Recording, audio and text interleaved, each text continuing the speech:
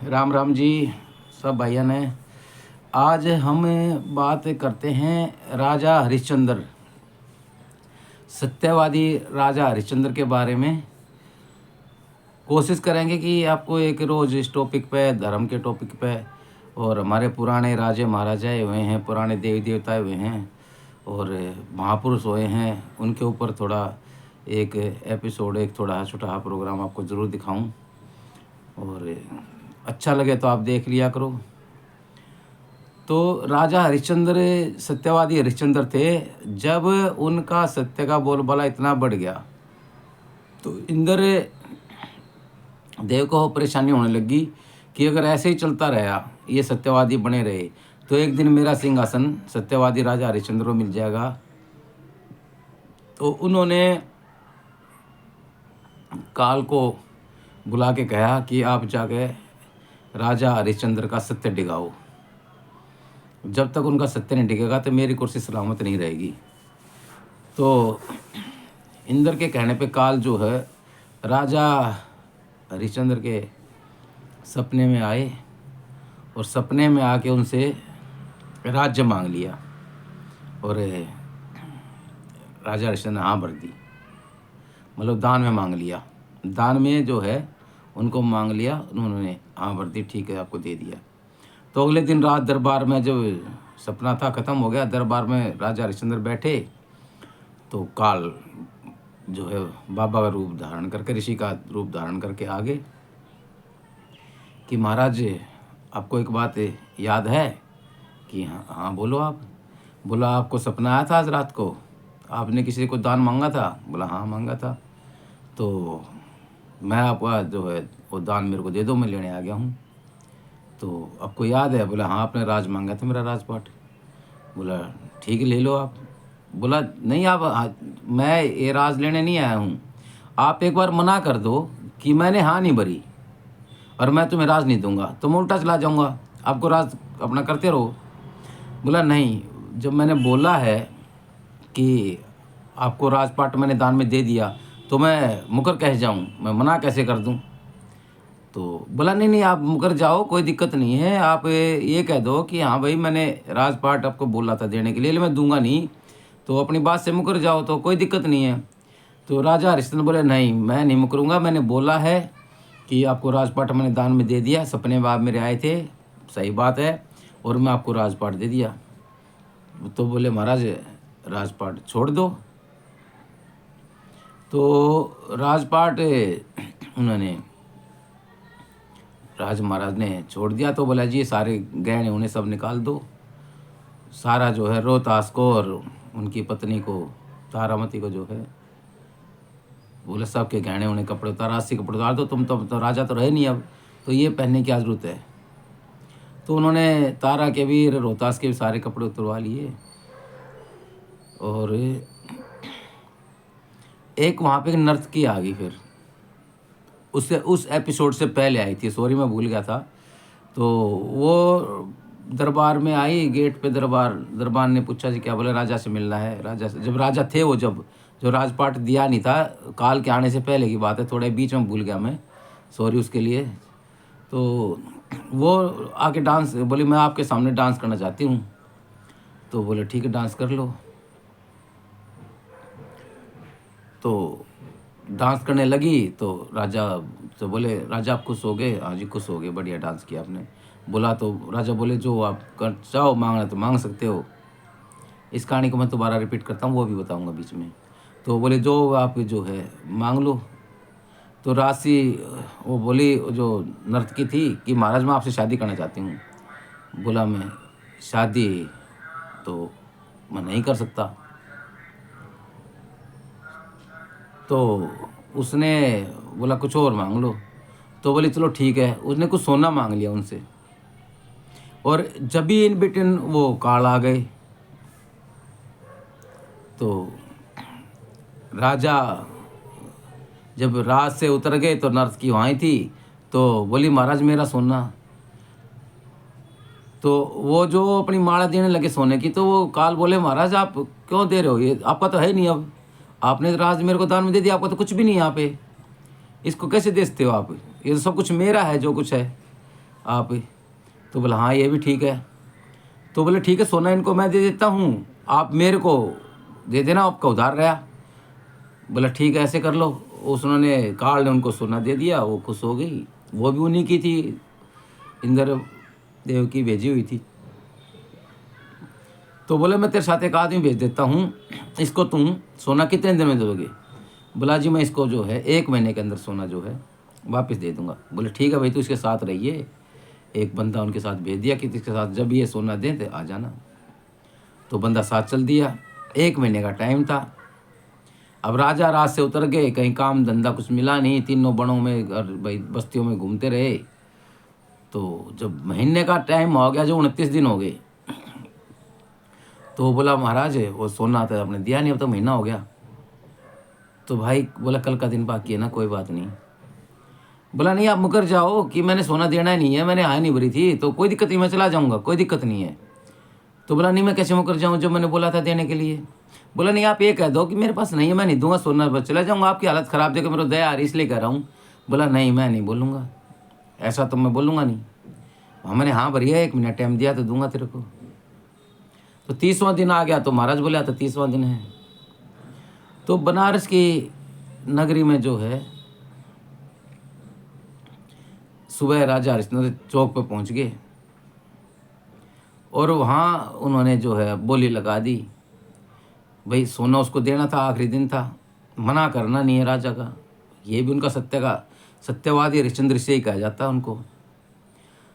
तो वो जो फिर वो तीनों जो है वह चौतरे पे चबूतरे पे खड़े हो गए। और वहाँ के हरियाणा की रागनी है, तो वो जो भाई हरियाणा समझते हैं, जो हिंदी भी समझते हैं, हिंदी में है तो मैं थोड़ी उसके 2-4 लाइन बताता हूँ कि नौकर 3 बिकाऊ शहर में, ले लो न कोई मोल, और काशी के बाजारा के में फिरे बाजता ढोल।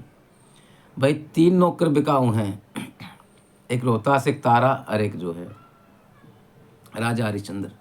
कि नौकर 3 बिकाऊ शहर में, ले लो न कोई मोल, और काशी के बाजारा के में फिरे बाजता ढोल। तो भाई उसको सोना देना था।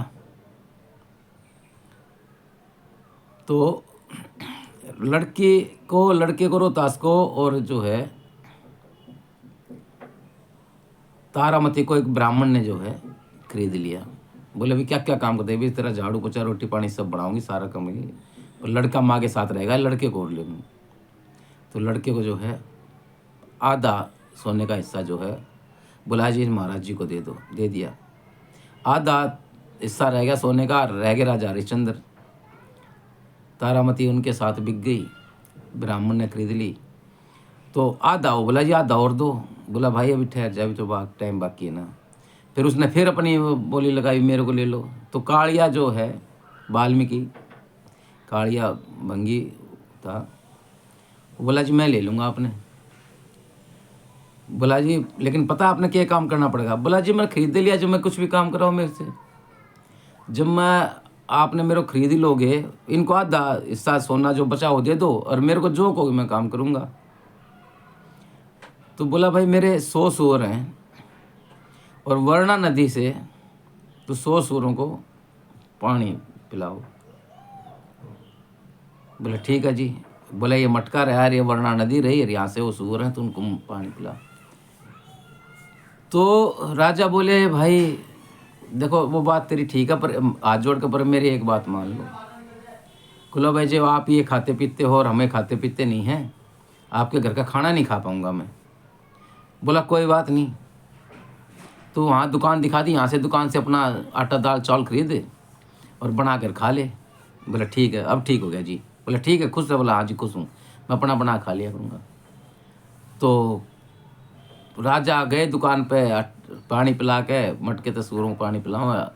पहले दिन खाना बना के बैठे तो काल आ गया, सामने बैठ गया। बोला जी भूख लग रही है। राजा बोले भाई ले भाई तू खा लेते ना, भूख लगी। अगले दिन फिर रोटी बना के बैठे, फिर आ गया काल महाराज ऋषि का रूप लेके कि महाराज भूख लग रही है। बोला जी मेरे को 2 दिन हो गए खाए। तो ऋषि बोले मेरे को 3 दिन हो गए। बोला लो भाई तू खा ले। फिर तो चौथे तीसरे दिन भी ऐसे हो गया।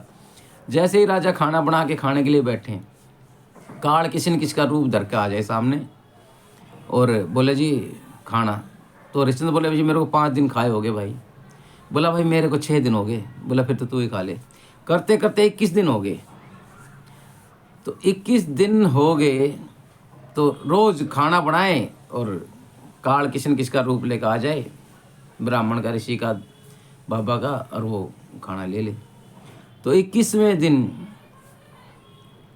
जो है राजा कमजोर हो गए, शरीर हल्का हो गया। वहीं जोहड़ के पास, नदी के पास, वरना नदी के पास कुआं था। तो कुएं पे तारा पानी लेने आती थी। शरीर कमजोर होगा, मटका उठा नहीं राजा से 21वें दिन। तो तारा से बोले कि ये मेरे मटके को हाथ लगा दे, मेरे से उठता नहीं है। तारा बोले अब हम पति पत्नी थोड़े ही हैं।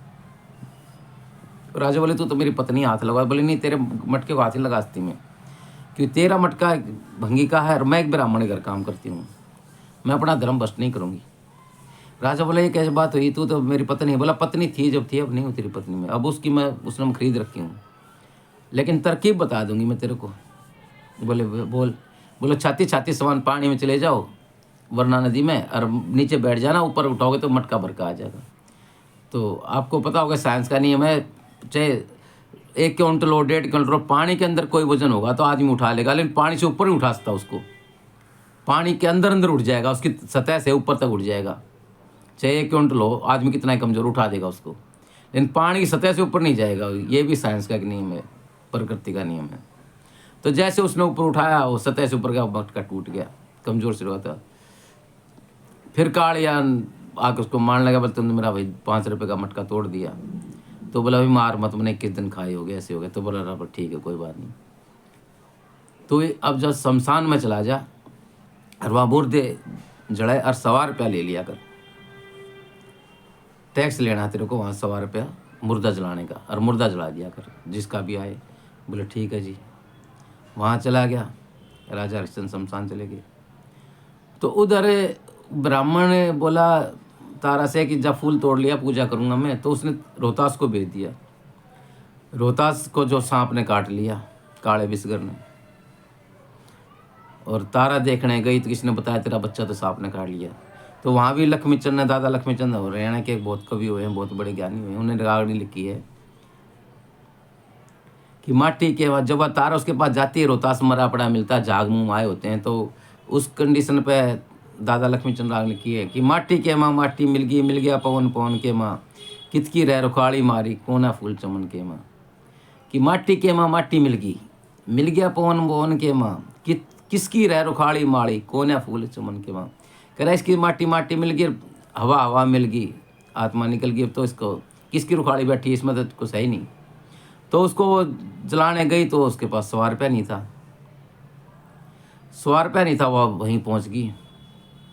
राजा हरिश्चंद्र के बाल बोले लो इसने जलाना है। राजा हरिश्चंद्र को देखा तारा आ गई, इसका रोहतास मेरा लड़का मर गया। बोला नहीं 100 रुपया दे तो जलाने दूंगा। तो कितनी परीक्षा ली है भगवान ने कि आज के टाइम देख लो और उस टाइम का टाइम देख लो, आज के आदमी देख लो, उस टाइम के आदमी देख लो। कह रहा मेरे पास तो नहीं है। बोली नहीं 100 रुपया दे के जला, नहीं तो अपनी लाश को ले जा। उसमें भी लक्ष्मीचंद ने रागनी लिखी, ठोकर मार के चिता खंडा दी। उसकी पूरी तो मेरी लाइन याद नहीं है, सुनी तो बहुत है लेकिन भूल जाते हैं कई बार।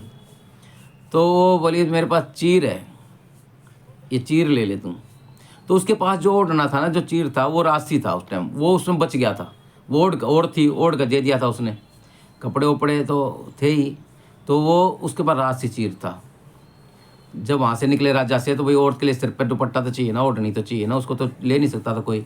तो उसको वो मिल गई थी वहाँ निकले जब, वो राशि चीर था।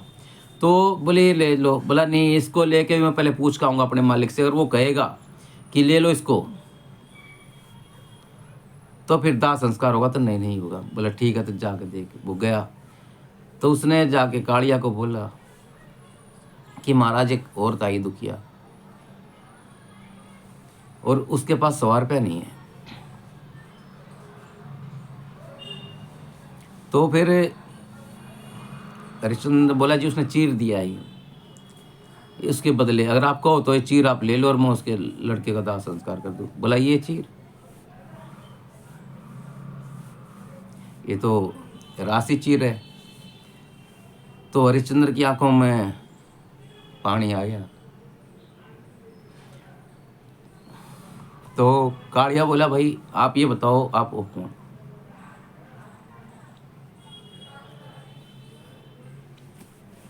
तो उन्होंने बताया कि भाई मैं ऐसे ऐसे हूँ, राजा हरिश्चंद्र हूँ। तो वहाँ भी लक्ष्मीचंद्र रागनी लिखी है कि नौकर आला फरज आचर निभा आखिर दिया रे, और मेरे हो गए दाम वसूल जा रिया, वापस जीत दिया रे। कि